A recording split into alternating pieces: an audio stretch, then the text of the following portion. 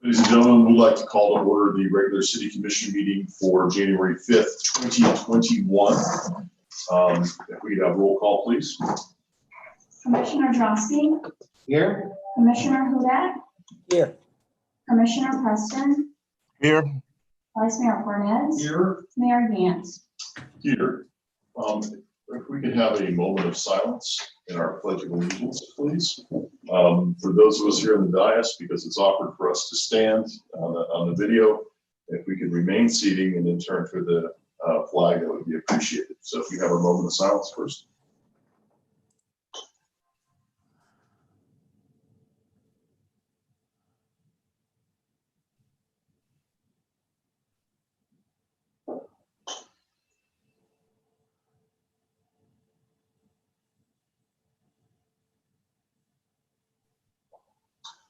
Pledge allegiance to the flag of the United States of America and to the republic for which it stands, one nation, under God, indivisible, with liberty and justice for all. Thank you. We have the approval of the city commission meeting minutes from December 1st, 2020.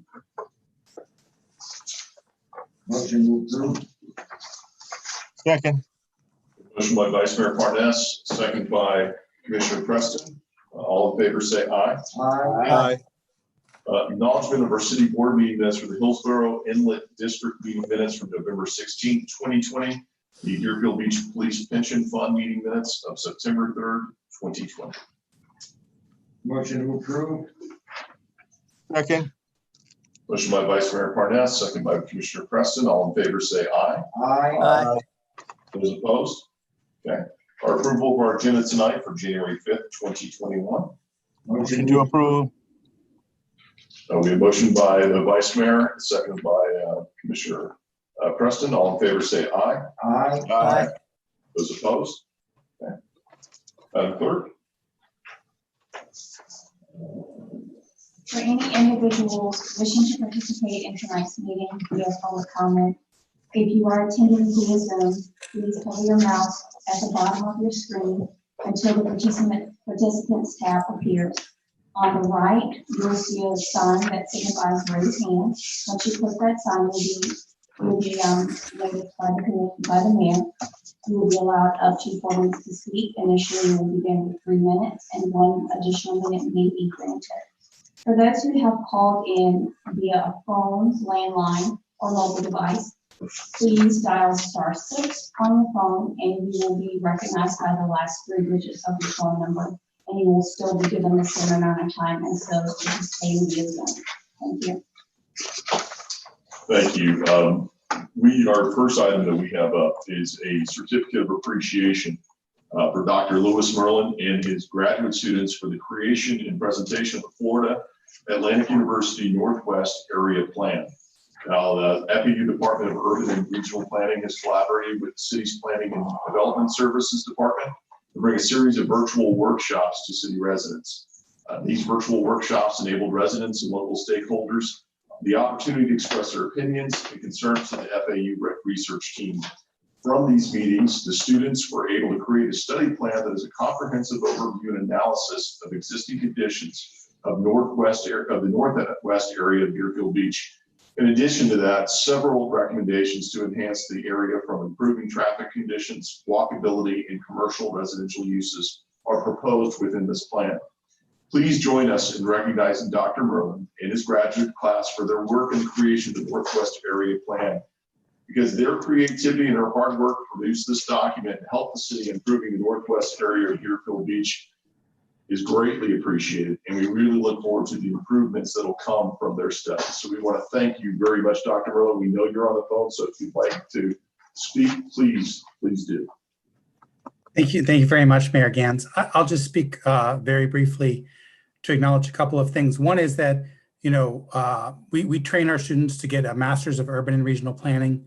And of course, it's wonderful when they can get real world hands-on experience and working with your senior planners, Eric and Stephen. And I also see Dave Morantz, who is also very helpful with us, gave them an excellent opportunity to work on a real neighborhood with real problems, work with the community, listen, learn from the community and come up with, we hope, a plan that will serve the community for the long term. The other comment I want to make is that I've been doing this for a while, and I just want to acknowledge that this group of students did a truly outstanding job. Students, you get a variable quality of product depending on the group of students, and this group of students really gave a professional quality product. I mean, I would, if I was a paid consultant, I would be happy to deliver the product that these students put together. So I just wanted to acknowledge the extra effort that they put in. And let's give a minute or two for, I think, Emily, who's one of the students, to speak as well. Absolutely. Emily, go right ahead.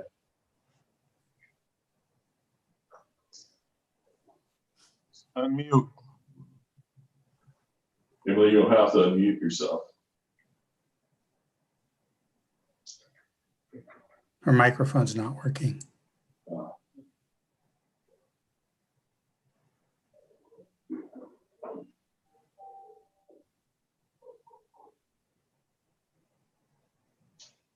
I'm so sorry. I had an extra mute button. That's okay. Thank you so much for the opportunity on behalf of myself and my class. Working with your planning department has, especially Eric and Stephen, was amazing. The opportunity to work with the public and several of your commissioners who came to our meetings was as well amazing. It was a great opportunity for us to learn hands-on and actually put our theories into practice with a small area plan.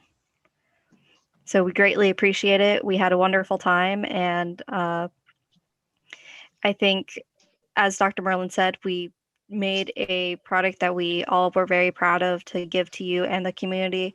And we really hope that you're able to use this as a base point for any future improvements.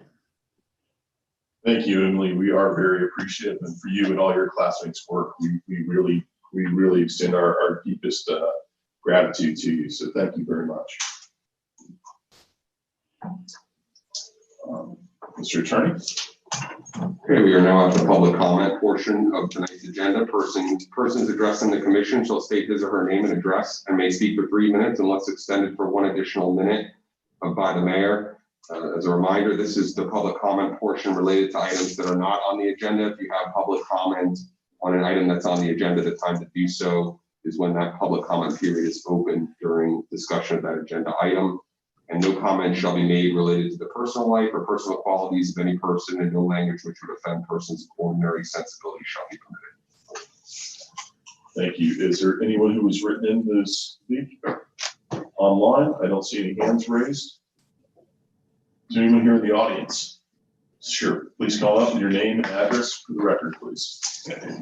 Leonard Arabia, I'm sorry, I want to wait till Leonard you're up. Arabia, 2051 Southeast Third Street. I'm here before the commission for a second time addressing the public safety issue that exists on South Ocean Way. I'm somewhat astounded by the fact there's been no response to my first email that was sent on December 1st. I have followed that up with a second email prior to this meeting. I sent it to the clerk's office. I assume you will have all seen it. I have 3 extra copies, which I will leave with the clerk, so you can.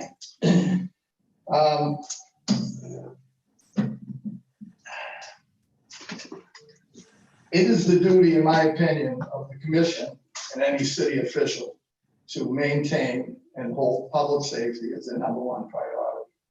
I am amazed that I've not heard from anybody. I did speak to my commissioner.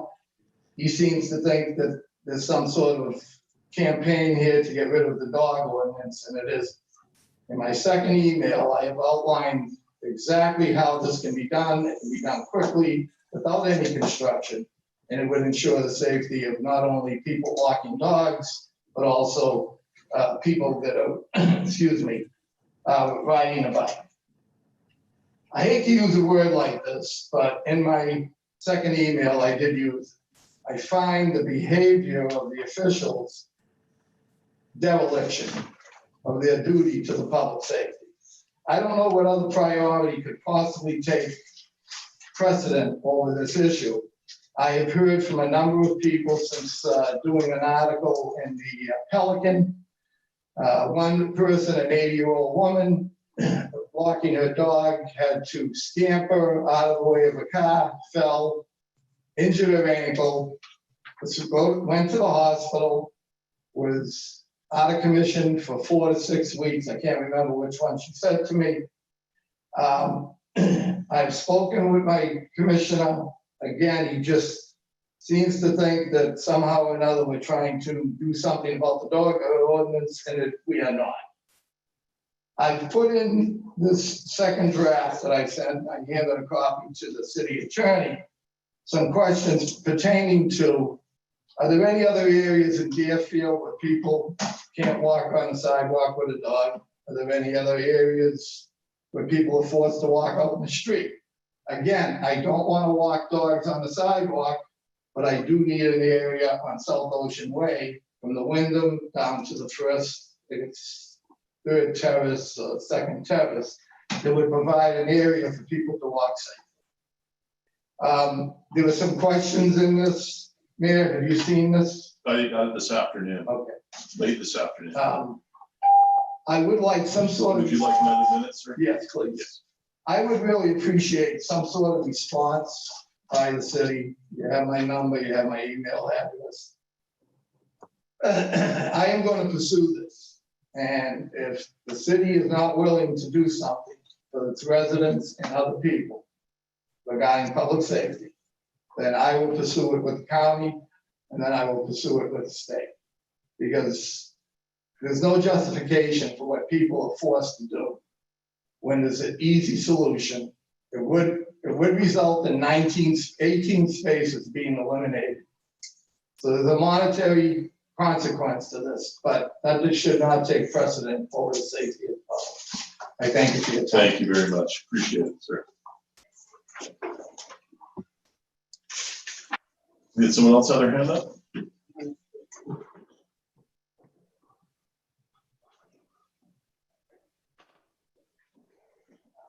Yes. You have to just come up to the mic, please, ma'am. Just give us your name and address for the record, please. I live at 14th Avenue, Southwest 9th Avenue. And your name? Janice Hutchinson. I was here because we had agreement that nobody park on the side of the road. And we have cars coming over there parking all time of night. And I went to one guy, told me that he can't park there. And then I called the cops. And then the cops, I don't know why they took him to jail. I don't know if he had a gun or whatever, but he went to jail. So I saw him Saturday. Then I see another car coming the next day. They parked there. They were looking towards my house, like they were taking pictures or something. And the garbage, I pick up the garbage outside by the road. People come from in the back of the 14, and they just throw stuff out the window of their car, or they open the car door, they go the trash on the road. And I need like 2 garbage cans there for the kids to know that if the garbage can, they don't have to throw it on the ground. And probably need a police to assist that street there, and the driving fast down the road. I need help. Can you help me? We'll see what we can do. All right, thank you. Thank you very much, ma'am.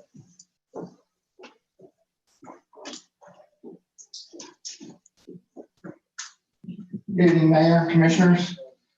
My name is Chad Sheldon, and I reside at 109 Southeast 13th Street, the 409 intersection of District 1.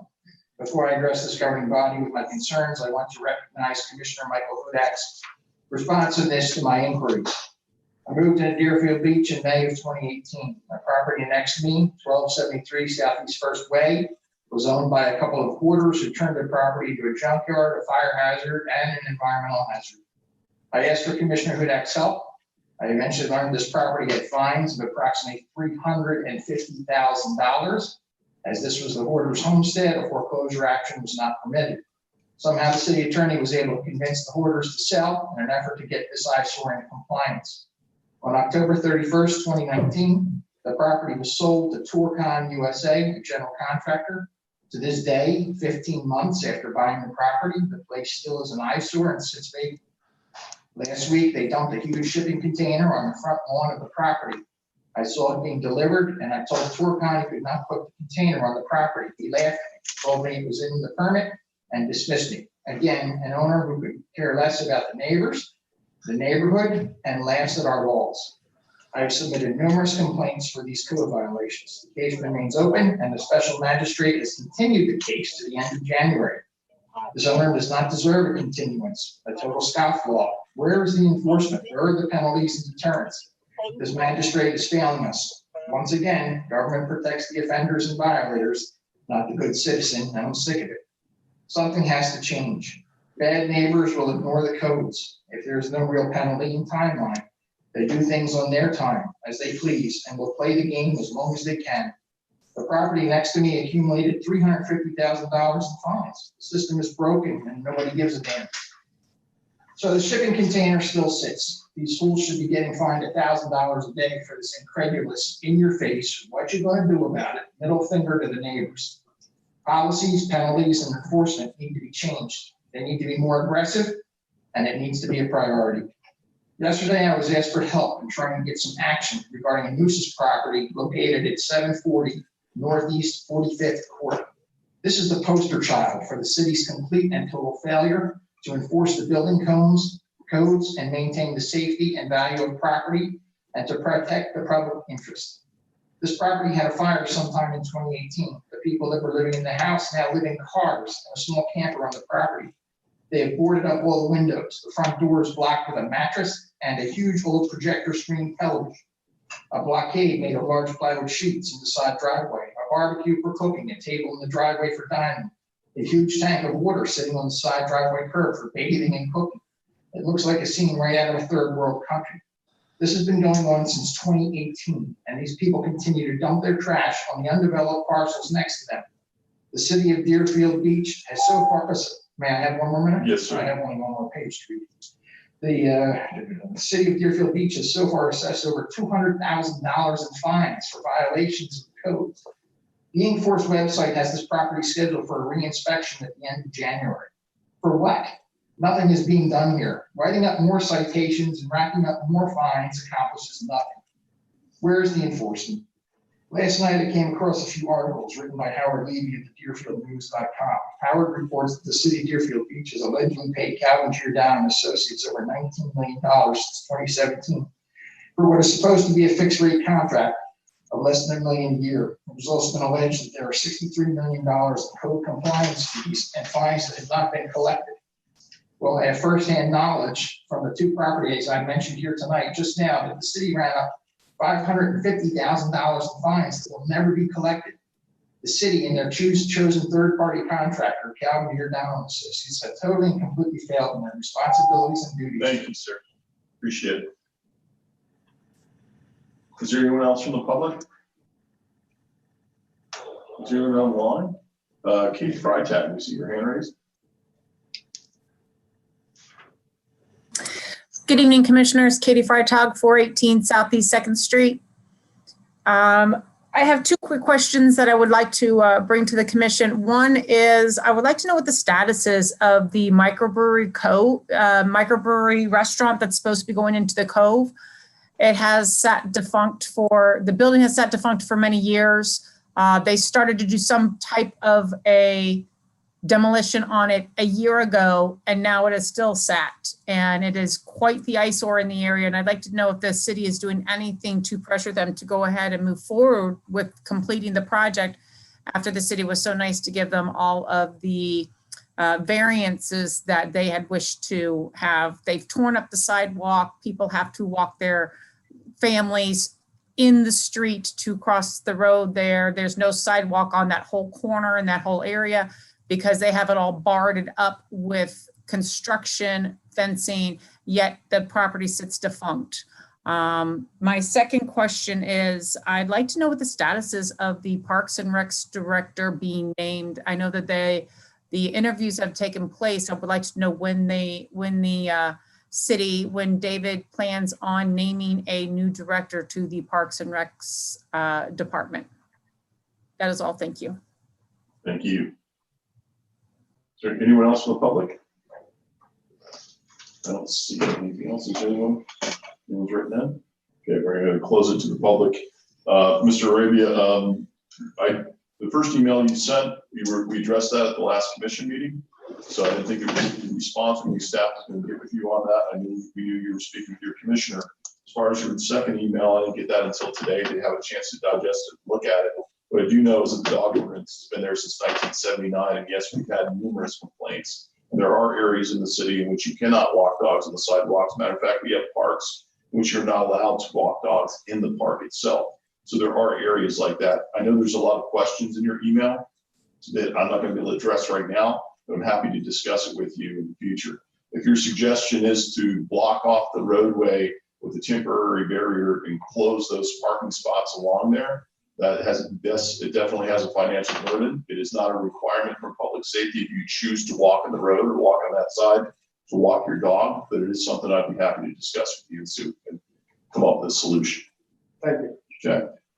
As far as Ms. Hutchinson, we can certainly look into that, make sure staff looks into the issue, and they've been alerted now, and BSO will look into that situation for you, see what we can do. As far as putting the garbage cans in, that might be difficult if it's private property, so that's something we might have to figure out. But I'm happy to have, I'm not going to go back and forth with you right now, but I'm happy to have staff talk to you tonight before you leave. Thank you. Yes, ma'am. Sir, as far as the system goes, code enforcement my understanding code enforcement with your issue was immediately, they were immediately cited. And yes, it is frustrating when you have people that job the system when they're protected being a homesteaded location. It is difficult for the city to collect those fines except when they go to sell the home. That is the way it works for any city here in South Florida. There's nothing that we're doing that's different than anyone else. Code enforcement, no one's ever satisfied with. It's either too strong or it's too light. As far as reading stuff on the internet, that are some blogger posts and taking that as verbatim and accurate, I can tell you that is not accurate. And that total amount that you're talking about doesn't just cover code enforcement. So that's inaccurate. And we're happy to discuss that with you. But as far as addressing the situations like that, we can be vigilant. There is a process that we follow. We have to follow it by law. It gives us the ability to, in the end, eventually do collect on that and solve the situation. So it takes time. It is frustrating. I completely understand how frustrating that can be. But we are open to suggestions if you have some suggestions as far as how you think we should address it differently. So happy to talk to you at a later time for that. Ms. Freitag, do we have an update from anyone? It's a private property. I'm not sure what the issue is with the place in the cove, but again, people think because the city grants someone a variance that suddenly we're entitled to make them do something of their private property that we don't have the ability to force them to do. That's not the way it works. If there is an issue when it comes to the sidewalk being blocked and becoming a public safety issue, certainly that is something that we should look into and address. So I'll let city staff address that. As far as Parks and Rec Director, Mr. Santucci, you want to answer that? Thank you, Mayor. Good evening, City Manager David Santucci. We did get through the first round of interviews, but we are still in the recruitment process. Okay. Do we know anything regarding the restaurant in the Cove? Yes, we have been in contact with them. We understand that they're going to be submitting some revisions soon. We should be moving forward within the next couple months. We should be seeing something before you. Can we look into this, make sure the sidewalk issue is not a problem? We'll do that. Thank you. Next item. Item number 2, a resolution of the City Commission of the City of Deerfield Beach, Florida, appointing Tiffany O'Brien to the Cultural Committee and providing for an effective date. Commissioner Hudak, you're the sponsor. Would you like to speak on this item? Thank you very much. Yes, Tiffany O'Brien has been a resident of Deerfield Beach for a long time. She is a school teacher, and she has been the Key Club facilitator for her school for the last 6 years. She is a very good member to the Kiwanis Club, and I think she would be an asset to this committee. So I strongly endorse her to be a regular member of the Cultural Committee. And I'm making a motion to approve. Second. We have a motion, a second. Anyone from the public care to comment on this item? I'm going to go ahead and close it to the public. We have motion and second. All in favor, say aye. Aye. Those opposed? Okay, passes unanimously. Item number 3 is a resolution of the City Commission of the City of Deerfield Beach, Florida, reappointing Daniel Frazier to the Board of Trustees of the Municipal Firefighters Pension Trust Fund and providing for an effective date.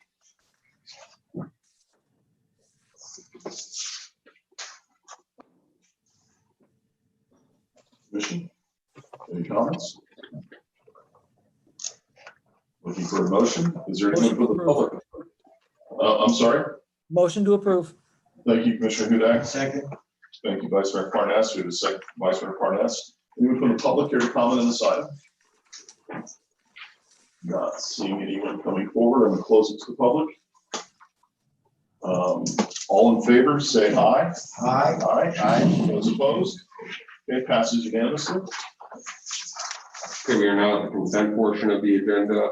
You have 2 items on consent. What is the pleasure of the commission? Do you want to put them on as a slate or go through them individually? Has anyone written in the comment on this? Either number 4, number 5? Is there anyone online that would like to comment on number 4, number 5? Please raise your hand. Anyone in the chamber? Okay, I don't see any. I'm going to close it, Commission. If it's all right with you, we can go through 4 and 5. I will say this about item number 4. We've had complaints about, I'm sorry, Commissioner Preston, do you want to say something? I actually wanted to pull number 4. Okay, let's go ahead and screen them individually. Then we'll pull number 4 and we'll go with number 4, Mr. Soroka. Got it. Okay, item number 4 is a resolution of the City Commission of the City of Deerfield Beach, Florida, approving the ranking and award of request for qualifications number 21-04-PC for general contractors for federal and state funding housing community development programs to the 11 responsive and responsible proposers, providing for execution of contracts for services on an as-needed basis and providing for an effective date. Commissioner Preston, you want to speak on this? Yes. I just wanted to let my colleagues know that sometimes there are situations with contractors and people that are coming into the city to represent the city as a contract person, and that we must be very aware of this. We must look at these situations and make sure that their representation of the city is something that is embraced by this commission. There was a situation with one of my constituents of how there was this not good communication between that person and the contractors, and quite honestly, I wasn't happy with the way that things went. But because of quick action between our city manager and Jonathan Salas, we were able to resolve the issue. They were able to fix it. But the bigger issue is that we watch people that are contractors. The contractors that come into the city, no matter what they're doing, if we're contracting them, they are representative of our city. How they treat our residents is important. Our residents are taxpayers, and they trust us to make good decisions. And I'm going to tell you, if there are any contractors that are watching tonight to see how this is going to go, I'm going to tell you, if you come into the city of Deerfield Beach, you better put our residents first, and you better treat them with respect. Because if you don't, there's going to be problems. There's going to be problems. You go into their homes, you treat them with respect. You actually, the bigger thing is that we have extended to you, the contractor, an opportunity. And you must take that and understand the significance of that and the importance of that. And you should always look to represent the city of Deerfield Beach in such a great manner, because we've extended that opportunity to you. But again, when this happened with one of my constituents about the way she was being treated, the work that was being done in her home, the city manager and Jonathan Salas did a good job. How do I know that they did a good job? Because the homeowner called me back and said thank you. That actually started with one of my other constituents that gave me the person's name and number that was experiencing the problem. So that's really what I wanted to say related to that, and that's it. And thank you for the opportunity, Mayor, to speak on that. Thank you, Commissioner. I had some concerns about this and this list and making sure the city did a good job in vetting in, because, you know, while we have a lot of outstanding work, you usually only end up hearing of the complaints. And certainly there are certain ones that we've dealt with in the past that we receive more than our fair share of complaints on. And, you know, we can't make everyone happy, but some situations are absolutely preventable. When you see some of the construction work that's been done, it is not something which we take lightly. So your points are well taken, and I agree with you, and I think it's a good thing to basically put it out there to make sure that these people that are going to be coming forward will be representing us, and they need to make sure they're doing a good job of it. Commission, any other comments? Let's see, I just lost my screen. There we go. I make a motion to approve. All right, we have a motion from the vice mayor. Second. Second, Commissioner Hudak. Roll call, please, on this. Oh, was it Commissioner Preston? Okay. Yeah. My apologies. If we could have roll call, please. Commissioner Drosky, Yes. Commissioner Hudak, Yes. Commissioner Preston, Yes. Vice Mayor Parnas, Yes. Mayor Gantz. Yes. Item number 5 is a resolution of the City Commission of the City of Deerfield Beach, Florida, approving the ranking and award for request for proposals number 21-13-IG for investment management services, authorizing execution of an agreement with Wells Capital Management Incorporated, the top-ranked firm, for a term of 5 years with 2 additional 5-year renewal terms, providing for implementation and an effective date. Is there anyone from the public care to comment on this item? Not seeing any. Yes, please come on up, sir.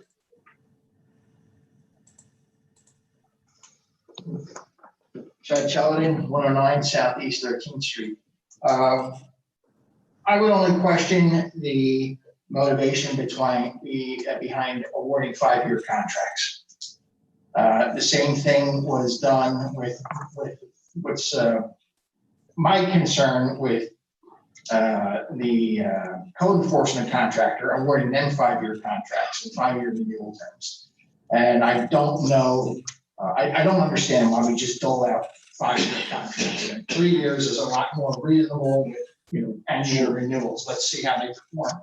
I think it's also fair to compensate the contractor or vendor for the investment in getting ramped up and getting set up to serve us or the city. But I think we should maybe evaluate just jumping into 5-year contracts. You don't have to do it. You know, if the vendor doesn't want to accept it, then you don't hire them. That's all. Excellent. Thank you. Good point. Anyone else from the public? Online, I don't see anyone. Anyone else here? I'm closest to the public. Commission, Vice Mayor. Mr. Our attorney, these contracts for 5 years have an escape clause that we're not happy. Am I correct? Generally, we have a termination for convenience clause that provides for notice. And, Okay. Now I'll make my point. 5 years is not a long time when we have an option at any time to cancel it. But what it does do is it keeps us from having to go out and spend the money every 2 years, getting contractors involved in bidding and specifications and approval when it may not be necessary. If after even 1 year, a contractor doesn't live up to his promises within the contract, we can get rid of them and then go out and bid again. So the fact that we give a 5-year contract, it's not concrete. It's fluid. And we can terminate it if the contractor doesn't live up to his obligations. So in the long run, it saves money and doesn't prohibit us from shortening a contract that isn't being fulfilled by the contractor. Mr. City Manager, can you comment on why we're going with a 5-year contract on this? Yes, Mayor, thank you. David Santucci, City Manager. 5 years could be perceived as a long time. I think first and foremost, it's going to depend on the service and the relationship that you need to establish. And in this case, with investment services, there certainly needs to be a relationship established between us and the investment services bank that we choose. Additionally, in particular for this case, we do have history with this contractor, and so we have a level of comfort in their performance and their fiduciary duties as it relates to our investment. So there is a level of comfort there moving forward with them for a 5-year term, knowing that there is a termination clause. 5 years is not what we normally do. I know there's, like you said, depending on the services, we usually do a shorter time frame. So the point's really well taken as far as doing that, and that's something that should be questioned on it.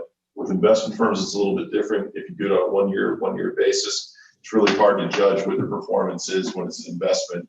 And going from 1 year, I can understand maybe getting a little bit longer kind of view on it, with the ability to get out of it, which I think pretty much is what we have in almost all of our contracts. But 5 years is a little unusual, considering that most of the things that come before us is. Thank you for clarifying that. Commission, any other comments? Yes, Motion to approve. Commissioner Preston? I have my hand up. Yes, go ahead, Commissioner Preston. Thank you, Mayor. I think when we're looking at situations like this, it's always interesting to look at the department that's involved. And I looked at where the information went. When you're talking about being in charge of the city's portfolio, there is a multiplicity of questions that could be asked. And we all need to feel comfortable with that. We have a chief financial director whom I'm comfortable with, Mrs. Tinley. It seemed that everything was okay. I didn't see anything coming from the city manager's office where there was a concern. I think it's good to ask those questions, but I think you have to look at the people that we have in charge, because we're trusting them to make the right decisions on behalf of the city and behalf of its residents. And we need to trust the process. That is important. And so, I would have, if Mrs. Tinsley had some issues, or if the city manager had some issues, then we can dig a little bit further. But because the big thing is, you're talking about the city finances, and we need to be comfortable. And if the city manager thinks that, and our chief financial director feels that a 5-year contract is in benefit to the city, then I think that we need to look at that. And that's how I looked at it when I was going through the backup. Thank you, Mayor. Thank you. Is that a motion? It is. Okay, we have a motion from Vice Mayor Parnas. Sorry, Commissioner Preston, you want a second? Second. Okay, we have a motion, a second. We have a roll call, please. Commissioner Drosky, Yes. Commissioner Hudak, Yes. Commissioner Preston, Yes. Vice Mayor Parnas, Yes. and Mayor Gantz. Yes. Item number 6 is a resolution of the City Commission of the City of Deerfield Beach, Florida, extending the state of local emergency regarding COVID-19 until February 17, 2021, authorizing the city manager to take appropriate actions and providing for an effective date. And just on a note for the commission, the governor on December 30th went ahead and extended the state local emergency, or the state of emergency out till February 29, 2021. Thank you. Is there anyone from the public here to comment on this side? Other than that, we're all tired of being in a state of emergency. I'm going to close it to the public then. Vice Mayor? Today, we broke a new record in Deerfield Beach with over 4,000 cases of COVID-19 in the city. Do the math. You have 80,000 residents. 4,000 of them have been infected, and the rate goes up every day. This is necessary to curtail the rising infectious rate that we've been receiving. Every couple of days, it goes up another 100, another 100, another 100. It's got to stop somewhere. This emergency thing about people wearing masks and being separated is important. Getting people vaccinated is important. Until we beat this thing, it's gonna keep killing our citizens. It's up to us to do the patriotic thing with masks, separation, and follow the rules. Is that a motion? Motion to approve. Thank you. Second. Motion from Vice Mayor Parnas, second by Commissioner Preston. All in favor, say aye. Aye. Those opposed? Okay. Item number 7 is a resolution of the City Commission of the City of Deerfield Beach, Florida, approving the award of community participation grant to the Deerfield Beach Economic Development Council in the amount of $40,000, authorizing execution of the grant agreement, providing for an effective date. And this is a public hearing for the city resolution on grants. We have a presentation. Yes, good afternoon, good evening, Mayor, Vice Mayor, Commissioners, members of senior staff and the City of Deerfield Beach. My name is Dave Morantz. I'm the Executive Director of the Deerfield Beach Economic Development Council. And we've been asked to bring you up to date on our accomplishments for 2020. And I'm calling from our offices over here at 10 Fairway Drive in Deerfield Beach. Okay, so next slide, please, or first slide. This presentation will review the mission and strategic priority areas of focus for the Deerfield Beach Economic Development Council. It will highlight the EDC's fiscal year 2020 accomplishments through some selected case studies. Next slide, please. Our mission is to advance the economic prosperity of Deerfield Beach through strategic alliances, regional collaboration, and a strong working relationship with the city staff and leadership. Next slide, please. Our areas of focus are coalition building, business expansion and attraction, workforce development, commercial and infrastructure development, marketing, and resource development. Next slide, please. You know, our board meetings often become a platform for consensus building. I have a list of people that have visited us in the last 12 months. We get regular updates from the city manager and the CEO of Broward Health on the pandemic and response. Broward Health is on our board, by the way. We heard some nice words from Dr. Merlin earlier today. That was, he's visited us, and so has many of his students. I think I'll just hit a couple of more here. Todd Holt addressed our group about the concern over the cancellation of any incentives given to out-of-state companies to bring high wages here by the state of Florida. And we're part of a group trying to coordinate an effort to get those reinstated.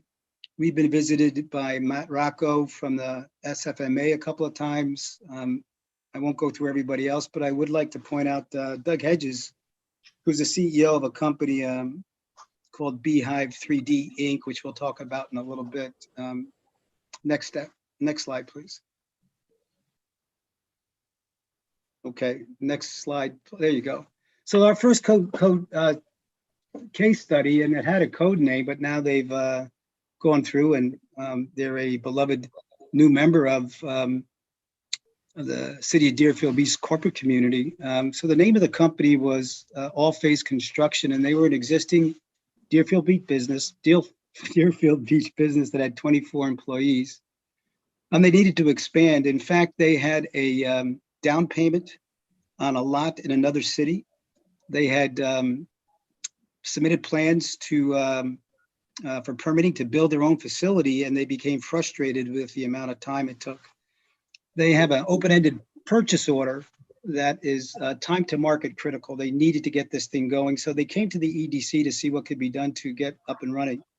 We immediately, we went out there a couple of times. We scheduled virtual meetings with the city's Department of Economic Development and Planning and Development. And,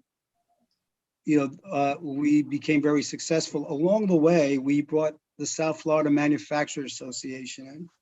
We brought an organization called Florida Makes In that has donated consulting services to lay out their new manufacturing plant. We brought in Career Source Broward, who is helping them fill 15 of these new jobs they're going to do. And additionally, we brought 3 private sector businesses, none of which are EDC members, but are fulfilling critical needs for this new company. One is a inventory specialist, one's a logistics specialist, and one is a national headhunter who is going to help them find the key person to run their manufacturing plant. So the good news is, the net result is that instead of losing 24 employees, high wage earners, the city is now going to get 15 new jobs created. This new company, in addition to All Phase Construction, is called All Phase Manufacturing.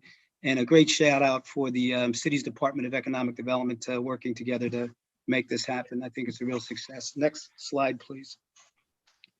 So this is even is just as this is fun. This is a case study with a company called Beehive 3D. They're aerospace manufacturers. And I lead with collaboration because it's to the credit of Gigi, the city's economic development coordinator, who invited us, along with the Alliance, to an initial visit at their new facility in Deerfield Beach. And as a result of that, the EDC has had a lot of dialogue with a state authority called Space Florida. They manage $20 billion of assets, including Cape Canaveral. And we brought Space Florida in from Cape Canaveral, in with the Alliance, to this new facility in Deerfield Beach in a face-to-face meeting. And subsequent to that meeting, there's been several conversations about Space Florida aiding and financing tens of millions of dollars of capital equipment for this new company at Deerfield Beach, which is going to rapidly increase their ability to expand here. The net results there are the owners are thrilled about their decision to come to Deerfield Beach and create 90 new jobs in the next 3 years.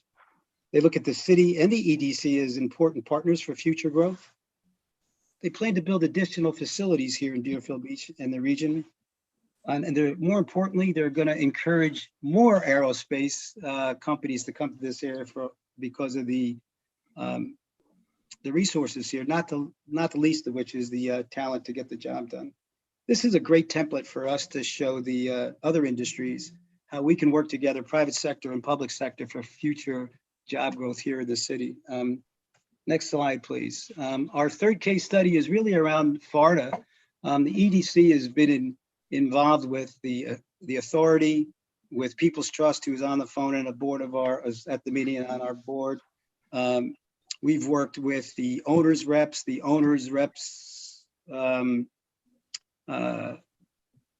real estate company. We've brought several potential investors who are interested in investing in the opportunity zone. We've had meetings with public colleges and private colleges about getting something done there. And we've been involved in the marketing effort.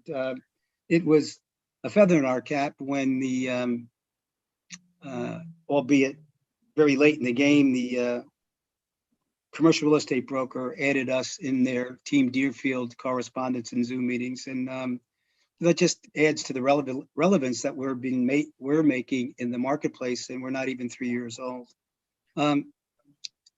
I believe, because I'm an optimist, that something will happen for the city's benefit at FARDA between now and the extension. But even in the event that it doesn't, from the selfish point of view of the EDC, we become more relevant in the region because of the players' openness to deal with us. So we've included that as a case study.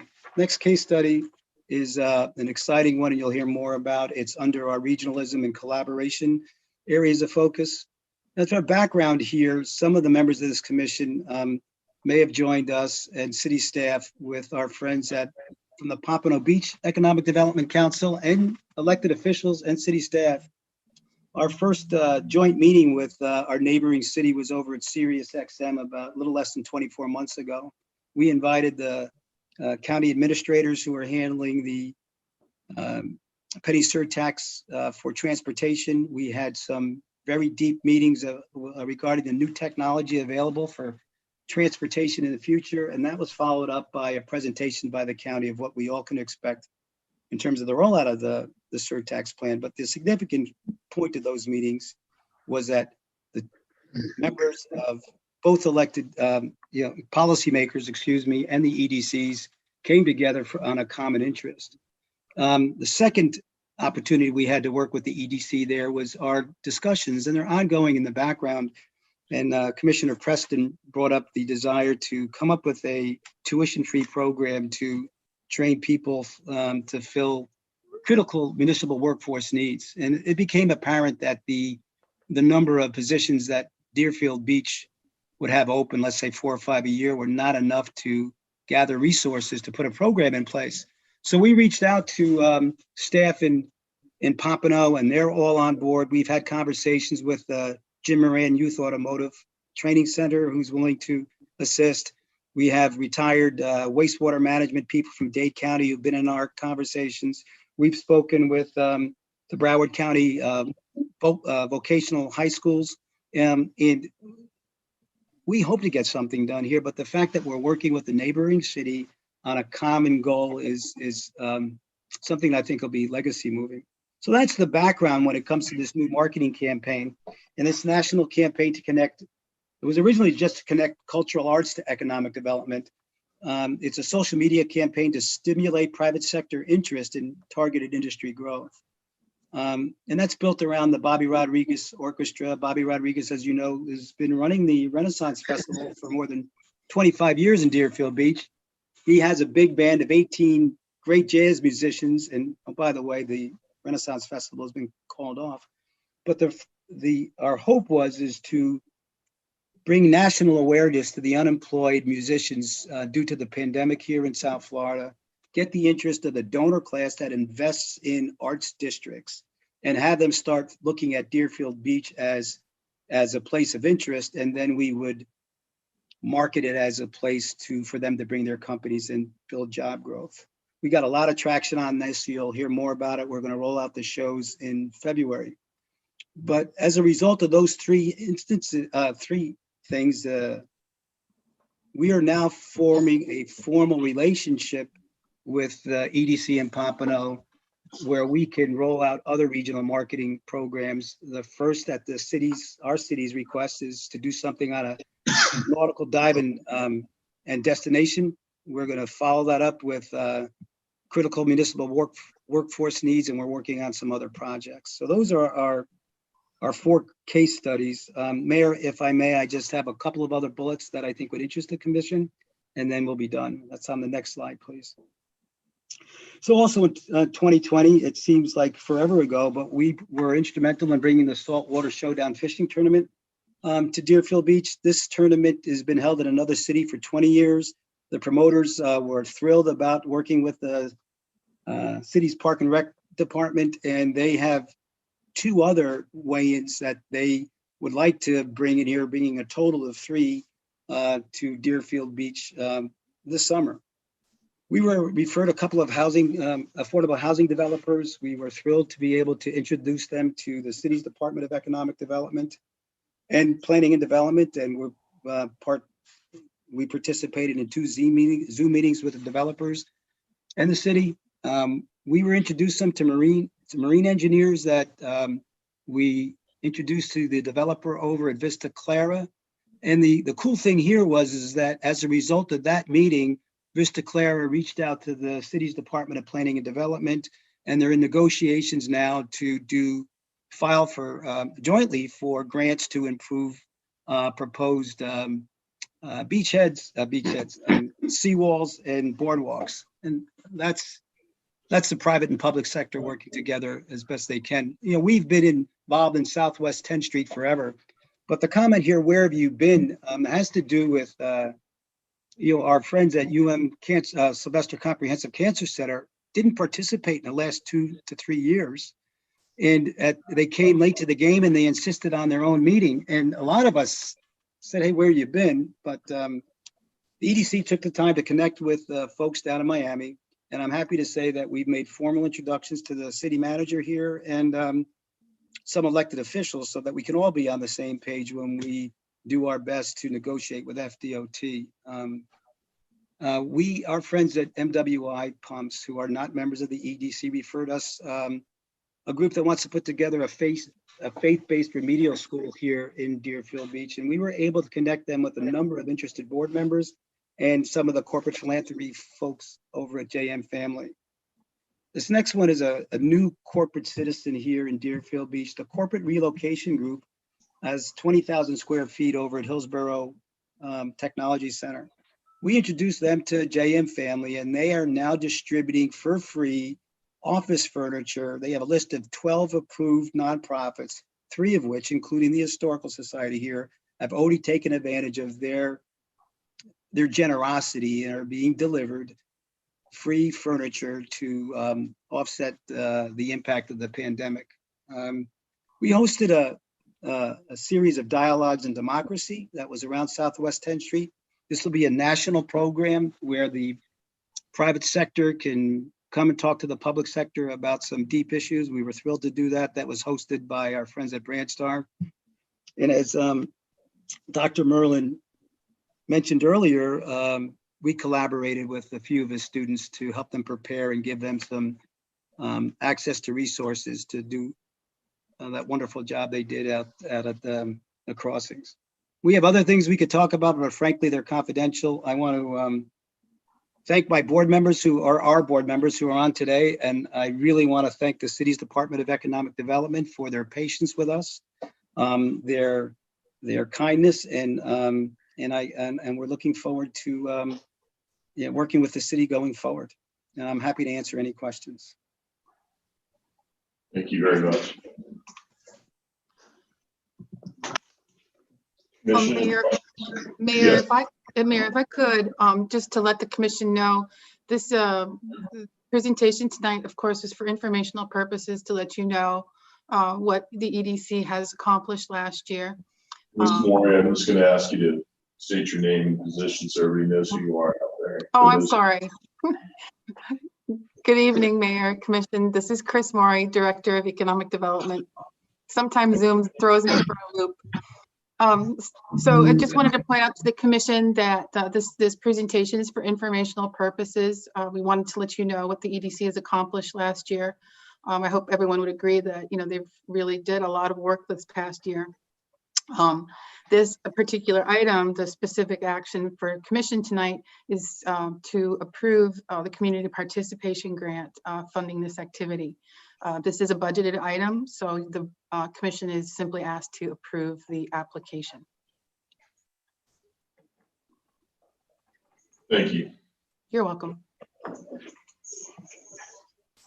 Commission, any questions?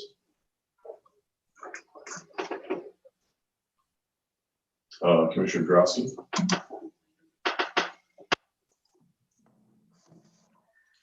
Thank you, Mayor. Thank you, Ms. Morey and Mr. Moranch, for your presentation tonight. The one thing that was not mentioned is that Beehive 3D is a District 4 business. So that was conspicuously left out of the presentation. And there are more that I'm really excited about that falls into that confidential category. But as the year goes on, hopefully we can be able to disclose some of these exciting businesses that are moving not only to District 4, but to the rest of Deerfield Beach. Last year, just to remind my colleagues, last year's award was $50,000. We're being asked for $40,000 this year. I have no problem with that. My only constructive criticism, I guess, if you want to even call it a criticism, is that I would have liked to have seen the presentation given tonight in advance. I think it should be anticipated that the commission was going to ask about the accomplishments of the EDC over the preceding year. And to have that in advance, not only for the commission's sake, but also for the public. When we're providing public dollars, I think the public has an opportunity, should have an opportunity to review and to critique themselves, or at least review those accomplishments and make their own determinations. I think it's difficult for now. We're going to open it to the public to make comments on a presentation that they've just seen. When it comes to other presentations that we get during the year, those are normally by city staff, and there's very few public presentations at a commission meeting that I haven't already seen in advance. I mean, that's something that we meet with staff individually, we give our comments. And so those we routinely see in advance. Something like this where I think it could be anticipated, should have been provided in advance and provided as part of the backup, but that's my only comment for maybe making the process a little better going forward. I know we're in our infancy here, so that's my only comment. I'll be in favor when it's called for a vote. Thank you, Mayor. Thank you, Commissioner Hudak. Thank you, Mr. Mayor. I'm going to echo Commissioner Drosky's concerns as well. It would have been really nice to see this presentation in advance. Usually when we do get presentations, there are questions that we have for clarification purposes before the public actually sees them. It would have been a definite plus. I am, with my former employer, was a founding member of the EDC. So I do know a lot of the board members of the EDC, and I've worked with Mr. Morantz for over 2 years now. I am very impressed with the members of the EDC, their professionalism, and how they work together with city staff in order to promote the city of Deerfield Beach and to attract businesses to our city. I will also be in favor of this when it does come up to vote. Because I think, especially during these trying times, it's important that we provide services in getting the word out that Deerfield Beach is open for business, and that we are looking for partnerships with the private and public sector. Thank you. Thank you very much. Anyone from the public here to comment this item? Not from the public, Vice Chair. I don't see anybody online. I don't see anybody in the chamber coming forward. I'll close it to the public. Vice Mayor. Motion to approve. We have a motion. Before we look for a second, I want to say this. In my conversations outside of the city of Deerfield Beach with other agencies, whether it be Greater Fort Lauderdale Alliance and others, there is a great deal of jealousy about Beehive 3D and the ability to bring in Space Florida, no matter whose district it's in. It's great to have them in the city of Deerfield Beach. But there are a lot of other successes, and I agree with both Commissioner Hudak and Commissioner Drosky. You know, the EDC does a great job of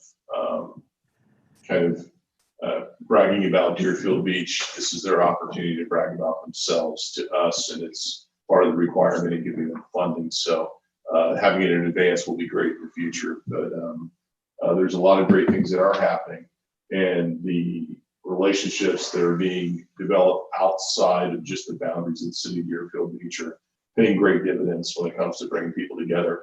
And we are certainly parts of the conversation when it comes to economic development and job creation in Broward County and being a key cog in having that happen. So I do want to thank them for all of their hard work, not just Mr. Morantz, but their entire board of directors and the volunteers who come forward and do that.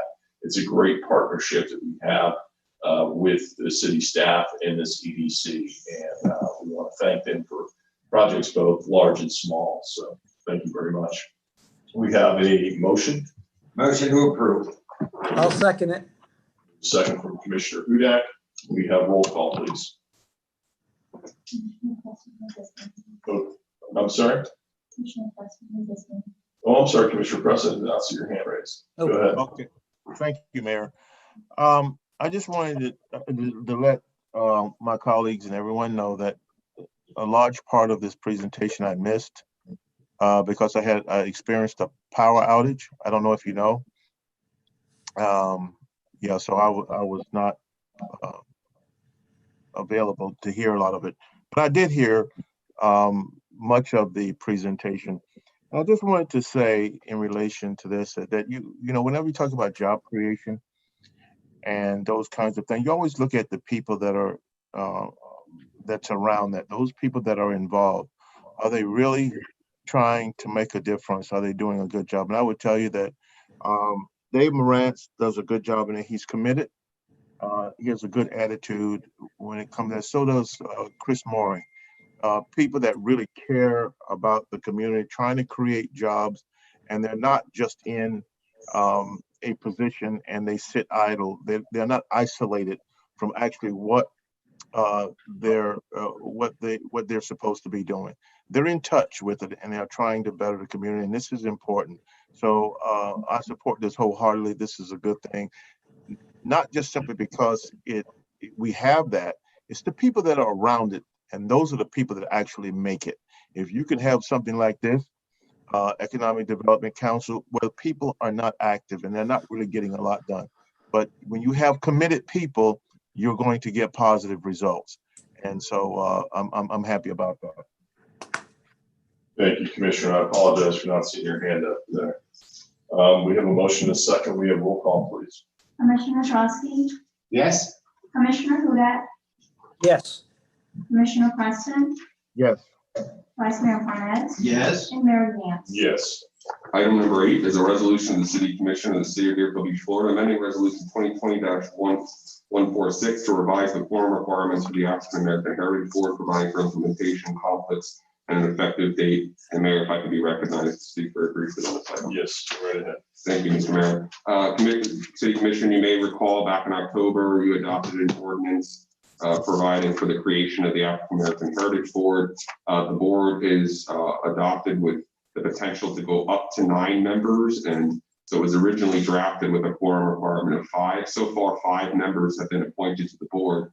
And some of the board members came to my office and staff, and it was creating some problems because basically every board member had to be physically present, which was a little difficult in the COVID-19 era and frankly around the holidays. So this change, this resolution revision just provides now that the quorum requirement for them to hold a meeting shall be based on the majority of board members appointed. So with the 5 members, if they have 3 appointed, they can conduct business and act. If there's 7 members ultimately appointed, it would be 4 members, and 9 members, 5. I'm happy to answer any questions. So that's the tweak for this. Thank you very much. Is there anyone from the public care to comment on this item? I don't see anybody in here. I don't see any hands raised. Okay, Commission, we'll close it to the public. Motion to approve? Second. Motion by Commissioner Preston, second by Vice Mayor Barnett. All in favor, say aye. Aye. Aye. Those opposed? Okay, passes unanimously. Item number 9 is a resolution of the City Commission of the City of Deerfield Beach, Florida, approving a consulting agreement with Lance Saw and Lunghart LLP for software and CAFR development support services on an as-needed basis, an amount not to exceed $30,000, waiving the requirements for competitive solicitation set forth in Section 38-127 of the Code of Ordinances, providing for execution, severability, and effective dates.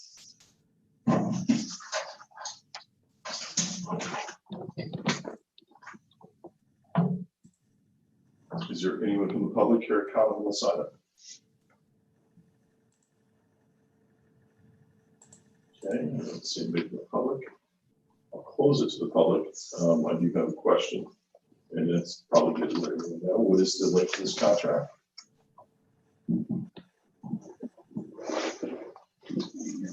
1 year?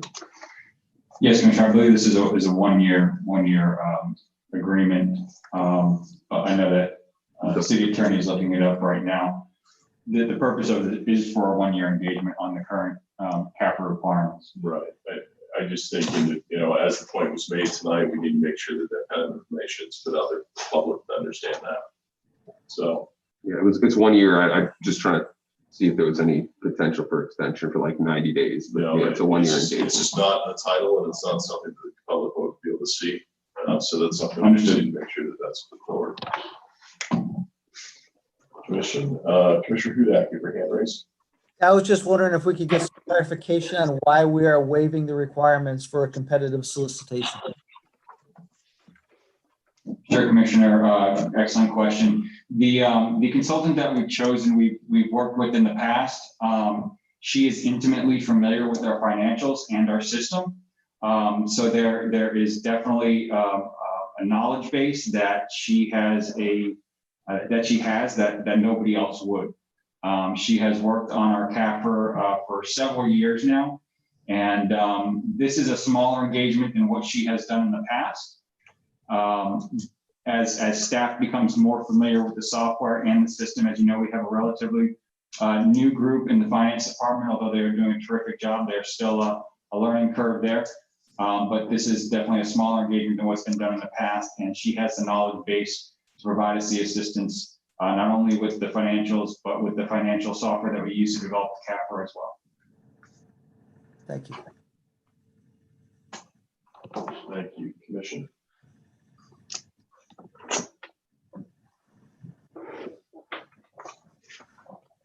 Motion to approve. Thank you. Second, Motion by Commissioner Hudak, second by Vice Mayor Parnas. Roll call, please. Commissioner Drosky, Yes? Commissioner Hudak, Yes. Commissioner Preston, Yes. Vice Mayor Parnas, yes? and Mayor Gantz. Yes. Item number 10 is a resolution of the City Commission of the City of Deerfield Beach, Florida, supporting the road improvements project on Sample Road from Northeast 3rd Avenue to Dixie Highway and Northeast 3rd Avenue from Sample Road to Hillsborough Boulevard, providing for implementation and effective date.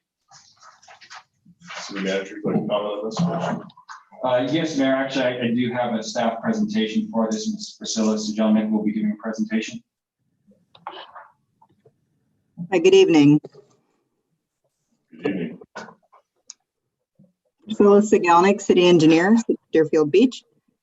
Tonight, I'd like to present the Sample Road from Northeast 3rd Avenue to Dixie Highway and Northeast 3rd Avenue from Sample Road to Hillsborough Boulevard project. I'm presenting this on behalf of the MPO.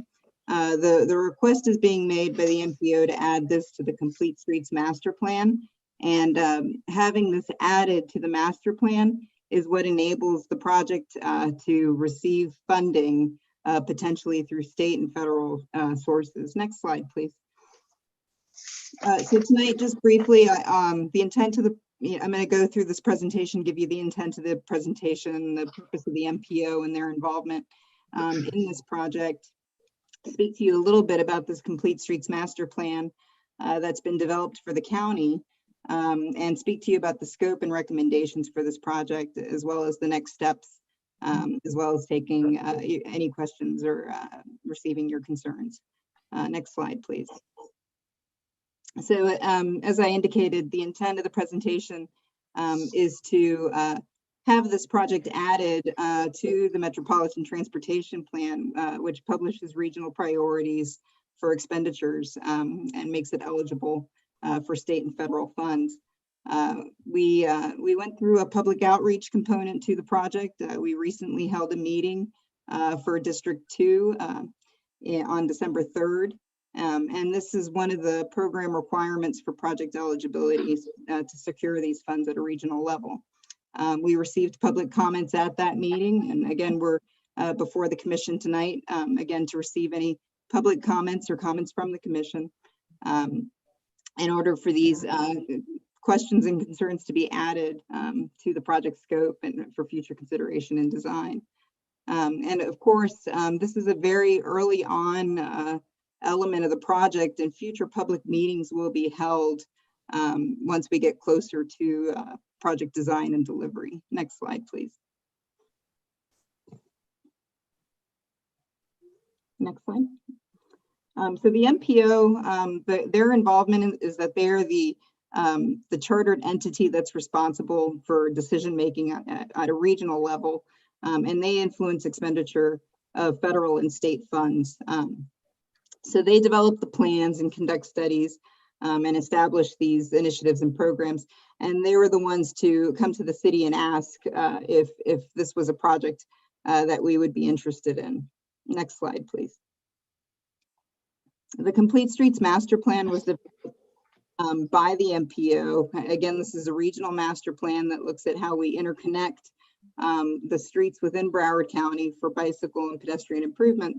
And the purpose is to guide future investments and prioritize those list of projects based on data-driven analysis and input from the community.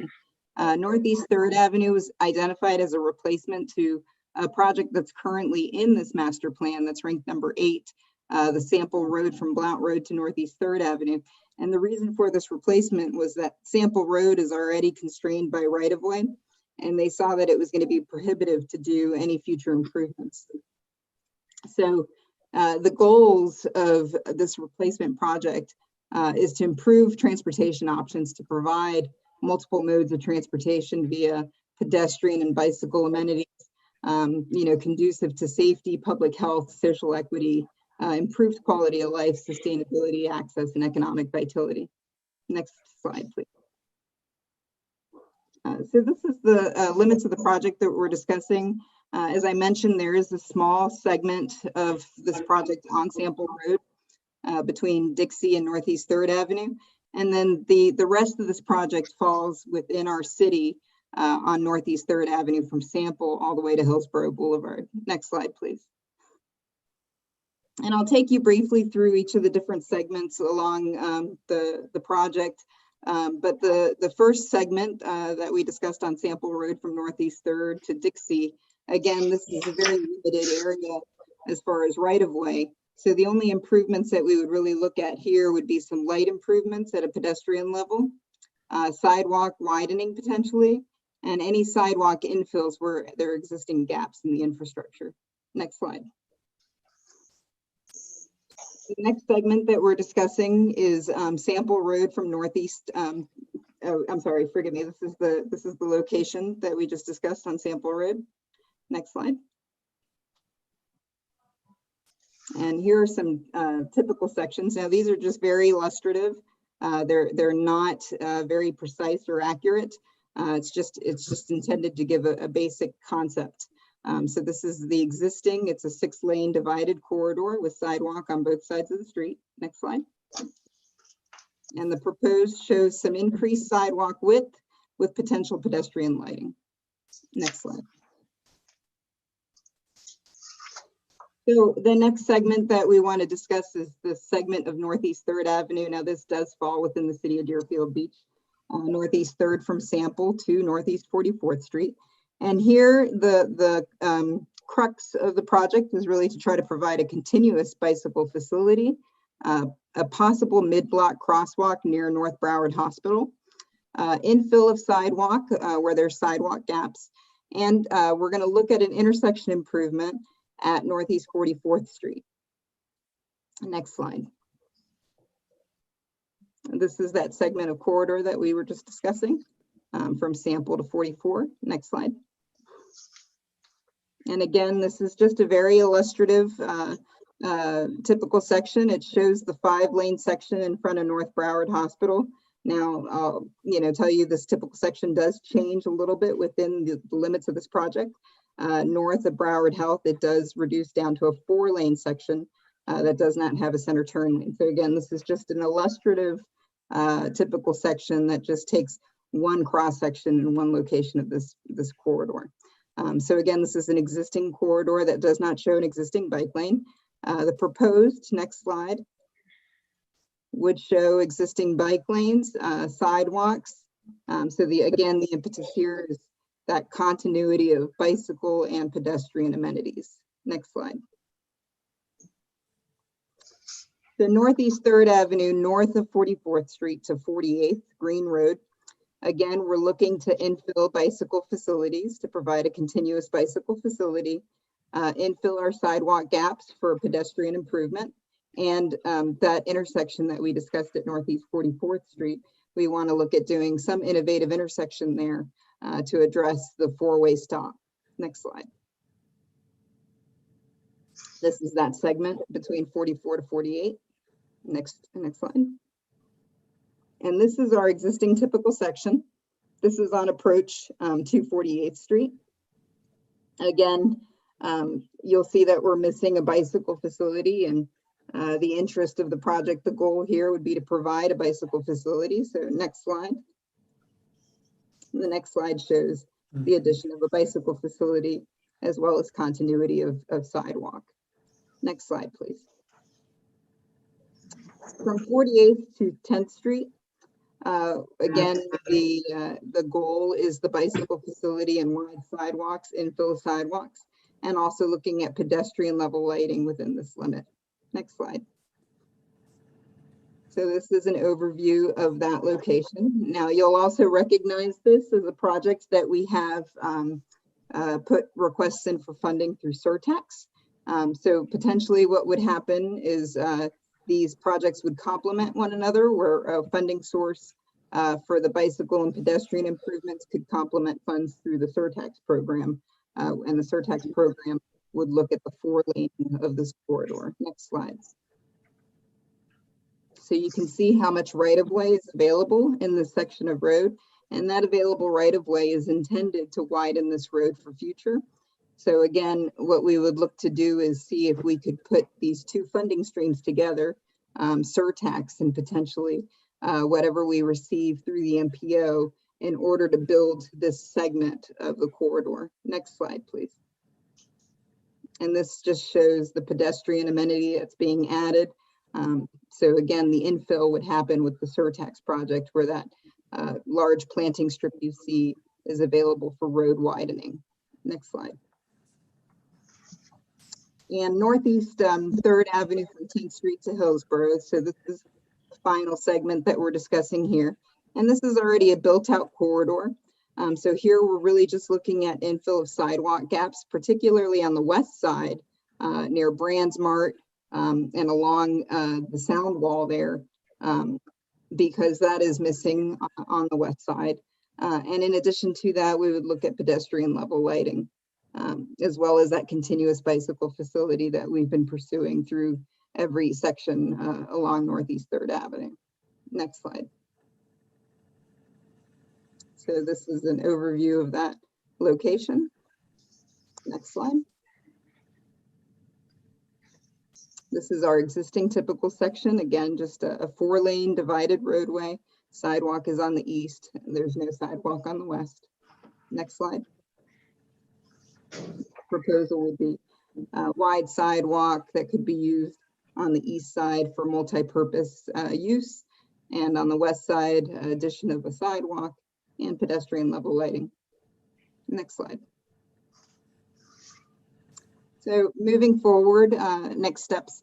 With support of the commission, we would provide this resolution of support to the MPO to have the project added to their Complete Streets Master Plan, which enables it to be eligible for funding through the MPO. We've conducted our public outreach through District 2. And then once the project has been added to the master plan, it will be evaluated for funding potentially within the next 5 years. So what we would anticipate is that it would make it into a schedule for funding, design within 5 years and construction to follow. Next slide. I'll take your questions. Thank you, Priscilla.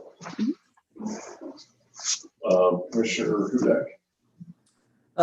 Thank you, Mr. Mayor.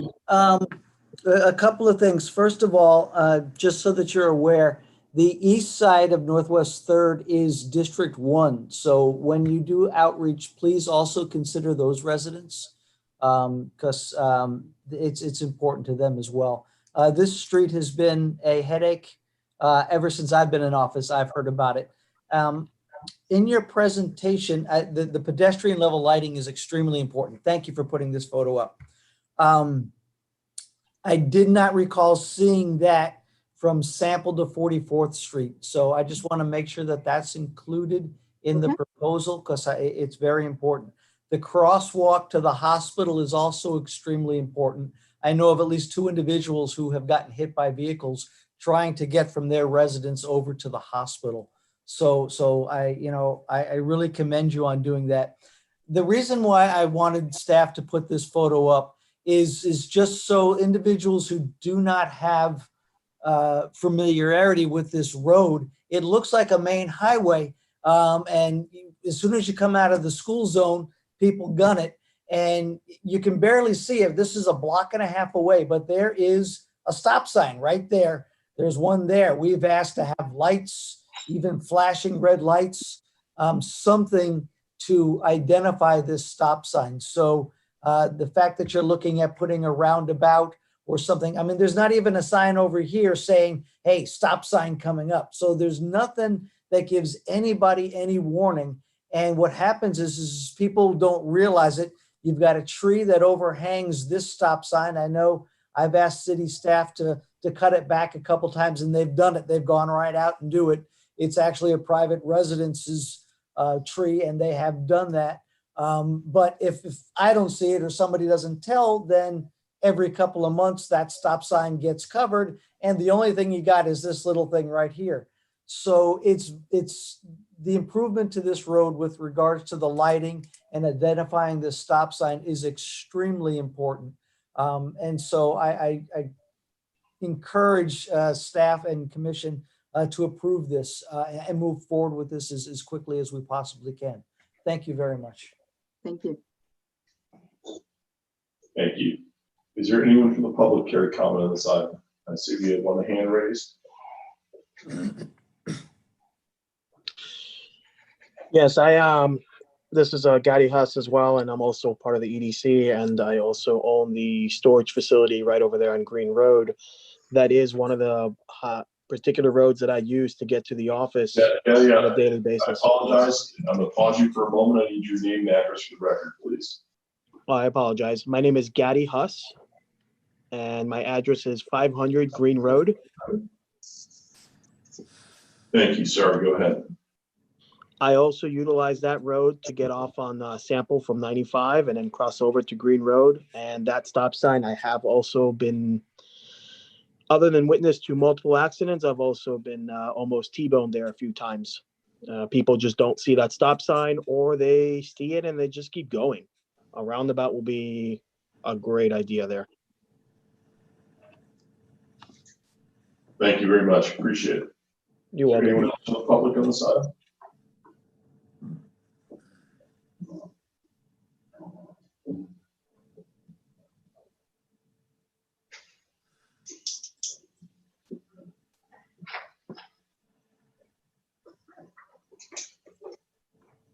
Hi. Name and address for the record, please. Good evening, my name is Annette Major. And I'm here tonight, and I'm kind of just sitting in tonight, and I'm glad that we are touching in regards to Third Avenue. And I believe Commissioner, I don't want to pronounce your name right, District 1? Hudak. Hudak. I had the privilege of meeting him when he was running for office. And actually, if you can remember, he stopped by my parents' house because my mother was hit. Exactly. On Third Avenue. You remember? That's why I mentioned it. Yeah. But I reached out to you, Mayor, I briefly reached out to you. We even tried Department of Transportation. My mother got hit, and to this day, she is not the same woman. She cannot even walk like she used to walk. And just for me sitting here tonight, I really was here for the other thing. And I said, wow, I know District 2 had a meeting on the 3rd, which I was not able to go to, but District 1 do need to be informed, because that's where I grew up. And my parents live over there. And we were reaching out to have someone to look at it, because Northborough Hospital, I was in the hospital when my mother walked across the street and got hit. Her and my aunt both got hit that day. And it'd be 2 years in February. To this day, she's still unable to walk. She's on a walker. She's a retired teacher. Her life has changed tremendously. I reached out. To be honest with you, Mary, I even stopped bothering you guys, because I was really like, what is going on? So I'm glad that you're taking the effort to do this, and you will be hearing from us. So I want to say thank you, Commissioner Hudak, for following up. But I want you to contact us too, so we can be here tonight. So I just want to let the record know you will be hearing from us. Good. And Happy New Year. Thank you. Thank you. Anyone else from the public? I'm going to close it to the public. You know, it's one of the points that's made as far as public outreach. It's important for us to figure out a way that we get the word out on this project. We have too many of these that come forward that the public doesn't find out about until it's at the final stages. So we certainly want their input and opinions on this. So I'd be curious. You know, here we are approving it to move forward, which I think is a good thing. It's absolutely a problem area. We've been trying forever. It's rare to get the opportunity. The MPO will come to us and volunteer to come forward and work on a project to address a situation that we've been complaining about for a very long time. We have limited ability because it's not our road to be able to do some of the changes that go on, or some of these intersections here. So we have the ability now to address this problem. But how we go about letting the public know about it is important. Priscilla, can you give us any indication as far as how that public outreach is going to work? Yes, it will be much closer to design development. As I indicated, it'll probably be programmed out about 5 years out. So the design phase would potentially be 5 years from now. So when we get close to design development, that would be when we would begin the public involvement process with the design. Yeah. Of course, with any project, we always have the ability to argue with the MPO to get something moved up in the time in the work project. Correct? Absolutely. It So is why not ranked be 5 years? Pardon? it's ranked number 8 in the Complete Streets Master Plan, which makes it eligible earlier, just because of its high priority. And as the voting member on the MPO for the city of Deerfield Beach, I can argue to have that moved up. But we need to get this first step moving forward. So thank you. Commissioner, any comments? Commissioner Hudak, again? I just wanted to thank you again for your support, Mr. Mayor. It is important that we move this a lot in 5 years. Like, the resident just said, her mother and her aunt were hit. And I personally met them. I went to their house, and that was almost 2 years ago now. So, the other resident was saying how he's always almost T-boned. So I think it's important that we put as much pressure as we can on the MPO to try to get this project moved forward, even if we just have some kind of, stopgap measures to improve it until we can get, the final thing done. This is something that I've been requesting and the city has been requesting for at least 2 years now. And if there's any way that we can move this forward, even if there's some kind of stopgap resolution until the final project is designed and construction is moved forward, it will be tremendously appreciated, not only by myself, but by the residents that use that road. Thank you. Thank you, Commissioner. Anyone else? Vice Mayor. Motion to approve. Second. Motion by the Vice Mayor, second by Commissioner Preston. We have, actually, this can be show of hands, basically. All in favor, say aye. Aye. Aye. Those opposed? Passes unanimously. Okay, we are now at comments by administration and legal. I'll go first, just wishing everyone a happy and healthy new year, and I have no further comments. I'll turn it over. Thank you. City Manager. Thank you, Mayor. Good evening and Happy New Year as well. I have a few things for you tonight. The first is just to announce that the Cultural Committee will not be hosting, for obvious reasons, the annual art festival this year. However, they will, in its place, they will be hosting an event over at the Villages of Hillsborough Park. They are proposing to do a showing of the movie and musical Jersey Boys as a drive-in movie event. They'll have a cultural component attached to it, where they'll have nationally known musical arranger and composer of some of the Frankie Valli and Four Seasons songs, Charles Colello, who will be videotaping an interview for us, and they'll be showing that prior to the movie. It should be a great sing-along, socially distanced event. I bring this to your attention because there is a component of city contribution in the amount of approximately $1,500, and just to make you aware of that.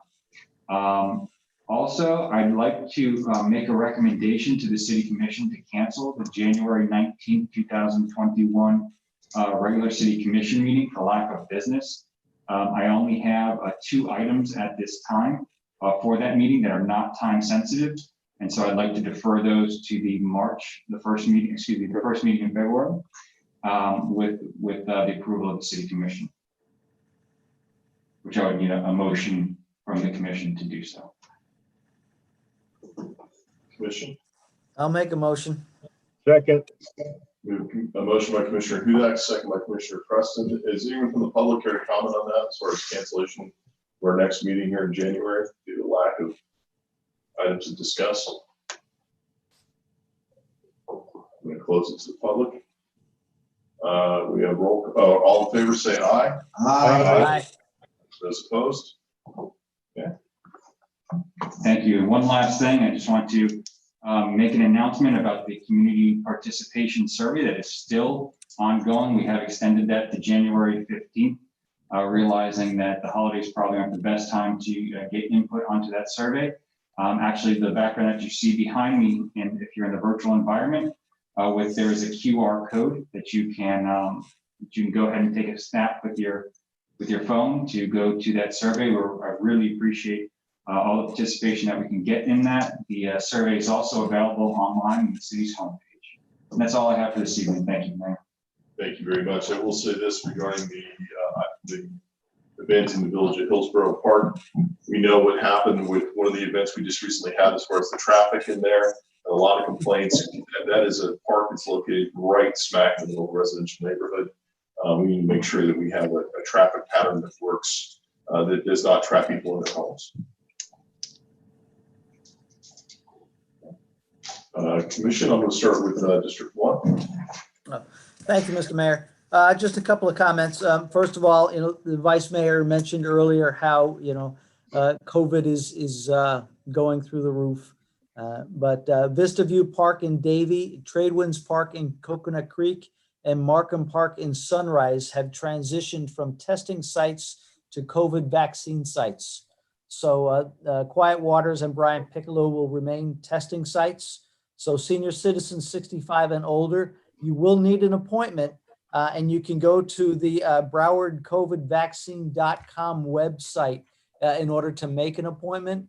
If you've watched the news, you know that all of the appointments have been filled up at this point.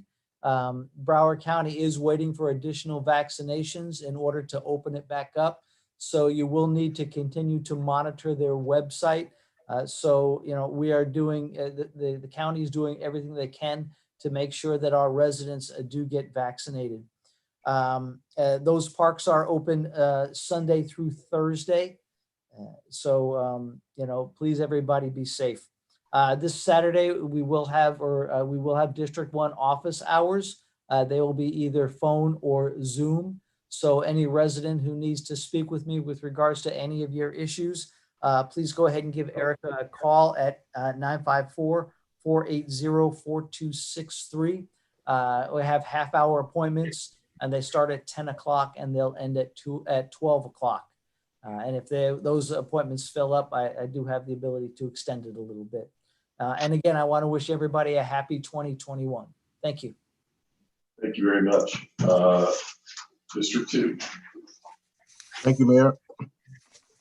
The first thing is that I would like to address that during the Christmas holidays, which was tough for everyone because of the obvious reason of the COVID-19 virus, we weren't able to do things in a traditional manner. But I want to tell you that the city of Deerfield Beach had a drive-through. This was the vision of Mary Davis and our staff, and they did an outstanding job. I just couldn't believe it. And it actually lifted the spirits of a lot of people as they went through this because of all the challenges that everybody was experiencing. And just for the briefest of moments, it kind of brought us back to, what it was all about.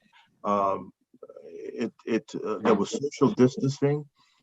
It was a drive-through, but if you could have seen all the happy faces, it was just incredible. I was just so impressed with the way our staff put this together for everybody. It was big.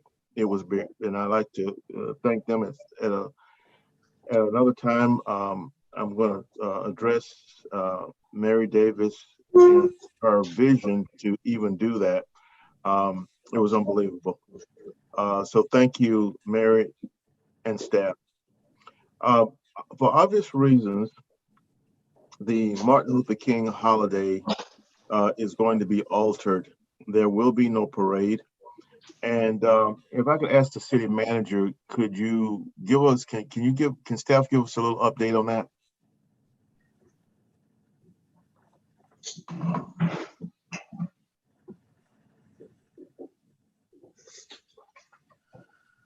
Yes, Commissioner Preston, and I stall as I look for the information.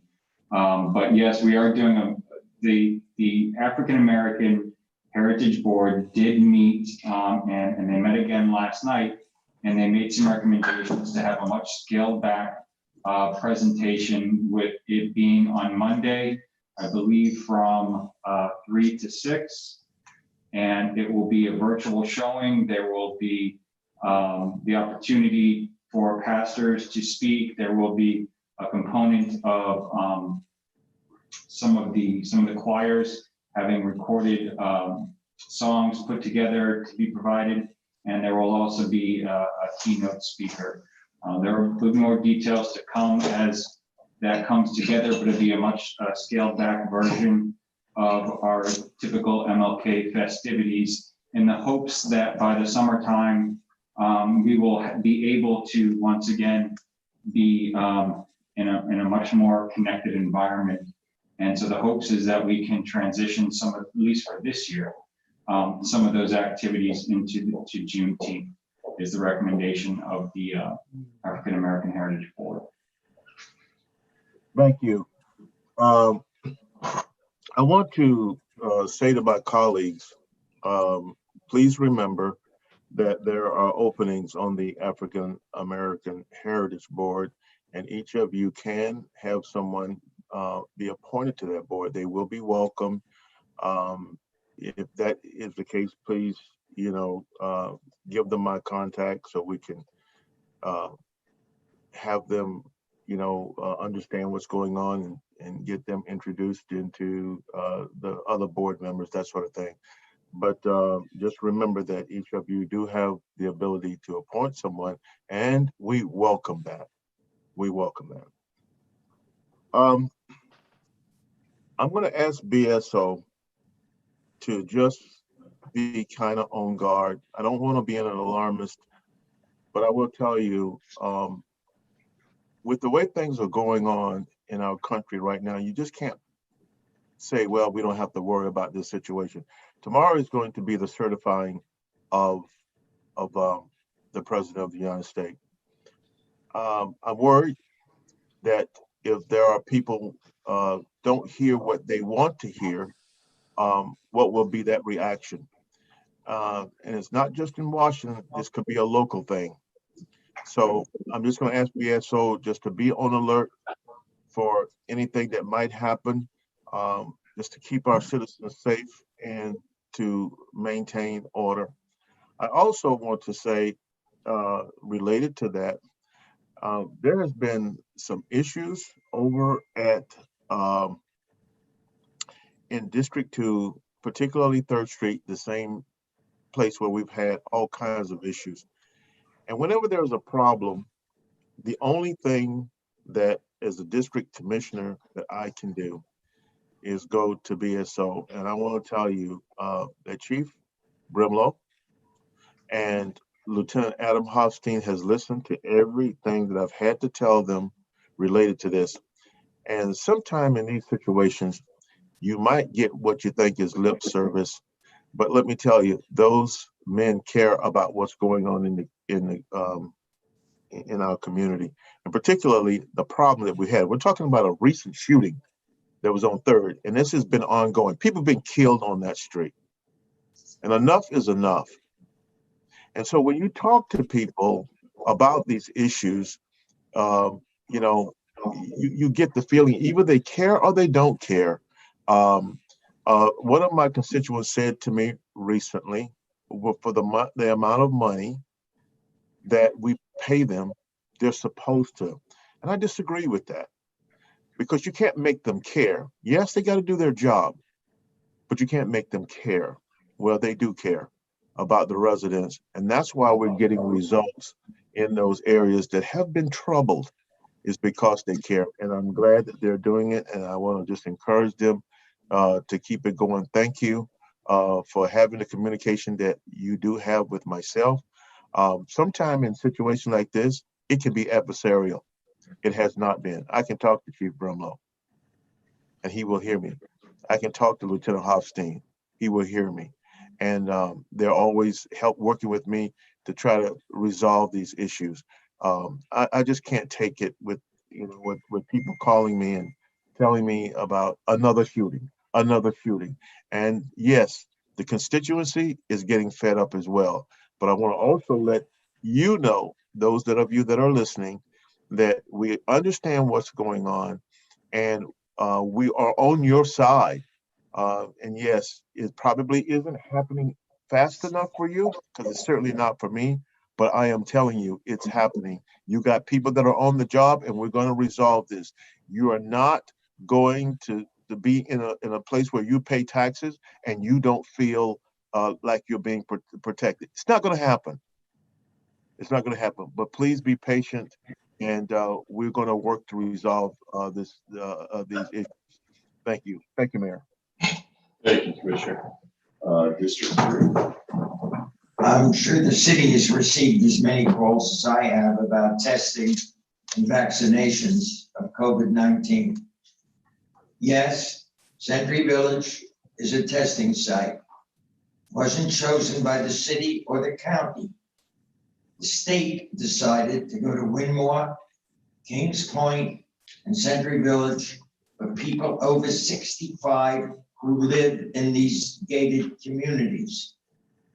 They set the rules, not the city, not I, not our staff, not even North Broward Hospital. The standards were set by the state. I got 10 calls today. Well, my wife is 64. No, the rule is 65 and over. They are the most vulnerable. When that group is finished, I'm sure they'll be back lowering the age limit. But please do not blame the city, who has nothing to do with the arrangement. This is coming down from the governor's office to the county, and they've been set up. Now, I understand here in Deerfield very shortly, another site will be open for drive-through vaccinations. And that will be the park on Powerline, Quiet Waters. That'll be run by the county. The county, if you tried to get vaccinated, was very difficult. They sold out till February. Well, they've reopened and they're taking reservations. So you can call Broward Health, stay and be patient. You can get through if you're patient and make an appointment to get vaccinated. So I advise all of you to be patient, be careful, wear your masks, keep your distancing. And again, we've had over 4,000 cases in Deerfield. Let's cut that down to 0. I don't want to see more of our citizens sick or dying. And I don't think anybody here does either. With that, I wish everybody a happy new year. Be safe out there. It's up to you to protect yourself and your neighbors and your loved ones. That's all I have. Thank you, Vice Mayor. District 4. Thank you, Mayor. Would like to wish you, Mayor and Vice Mayor, my fellow commissioners, city staff, and all the public a happy new year as well. It's a little odd in the environment that we're still in with these plexiglass between us, but I know we're on to a better road here in 2021. All the comments I had actually were covered by my colleagues. I don't have anything to add that hasn't already been covered. So I will leave it at that. Thank you. Thank you very much. I do want to thank, there's a nice article in the Pompano Pelican about Iris and Jack Hunter from Kim Quick Pool Products here in Deerfield Beach, who did an outstanding job of saluting our frontline responders and frontline workers here in the city of Deerfield Beach that did in December. I want to thank them for doing that and praising the people that have sacrificed so much for us on the front lines. Dunn's Run is still going on. It's going to be Sunday, January 24th. This will be a fully virtual event. It might be the only time you're going to see me run a 5K is when it's virtual. So I'm not quite sure how they're going to do this, but it's going to benefit our Boys and Girls Club here. So we want to make sure that we support this outstanding event that always goes on each year. I do want to thank city staff for addressing rather quickly some of the concerns that we keep hearing from Praxis. And I know that they're monitoring that. It's not an easy situation, but I appreciate them monitoring and keeping on that. I do want to thank, there are a lot of things that go on here in the city of Deerfield Beach, and we mentioned tonight talking about the EDC. There are a lot of people that are involved with that quietly go about assisting the city, and having that program here in the city of Deerfield Beach. We're a long way from selling small ads in a weekly or a monthly calendar for our Chamber of Commerce. This is putting economic development in a turbo mode for the city, and it has really helped us out in many areas. So it's nice to see that come to fruition.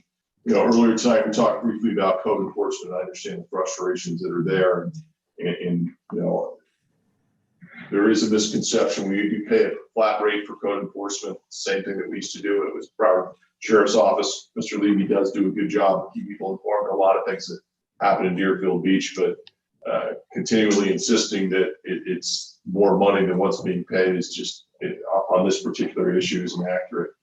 They do cover our building department as well, so that might be where part of the discrepancy is. But I will say this, and this goes back to when we were private citizens, I guess you could say it. Commissioner Drosky and I both sat on the code enforcement board as citizens back when we used to have that, and it was Broward Sheriff's Office running code enforcement. I've never been satisfied with any code enforcement ever in the city of Deerfield Beach, whether it be Broward Sheriff's Office or Calvin Giordano, who's doing it now. That's not saying they're doing a bad job. It's just saying that it can never be enough, and sometimes it is too much. Trying to throttle it seems to be an almost impossible task, but doesn't mean we can't make changes and go about doing things. Keep in mind there are laws that are in place that prevent us and handcuff us from being able to do certain things that we want to do. It can be a long process, but if you don't follow the process right, you're never going to get any solution to it. The process does pay off. It takes some time. Having sat up here for a very long time, I've seen problematic areas that we've had, problematic spots that have eventually come around, but it is a painful process at times. Sometimes it's swift and justice comes swiftly. Other times it's an arduous, painful, and frustrating process. So I can understand the frustration that is there. And I wasn't trying to diminish the fact that, there are things that there's always ways we can improve things. So please don't take my comments as trying to shut you off and saying that there are things that we can't do better. And it certainly wasn't a slap at Mr. Levy in any way. I've actually met him. He's a very nice guy. I do want to say this, and there's been a lot of people talking about, and it's frustrating to see people in elected positions jumping forward to do things. And I'm not talking about anyone up here, but as an elected official who's under the age of 65, I am not getting a vaccine ahead of any senior, any frontline worker, any teacher, until they're all vaccinated. And then after that, I'll get in line with the rest of the citizens to be vaccinated. But I'm disappointed to see on larger platforms than the regular local city commission, people jumping in line to get vaccines that could really be served going to people that are above the age of 65. So with that said, I do want to wish everybody Happy New Year. Be safe, be kind, and be patient. So thank you. Commission? Motion to adjourn. To adjourn. We have a motion to adjourn. All right. All in favor, say aye. Aye. You adjourn. Thank you.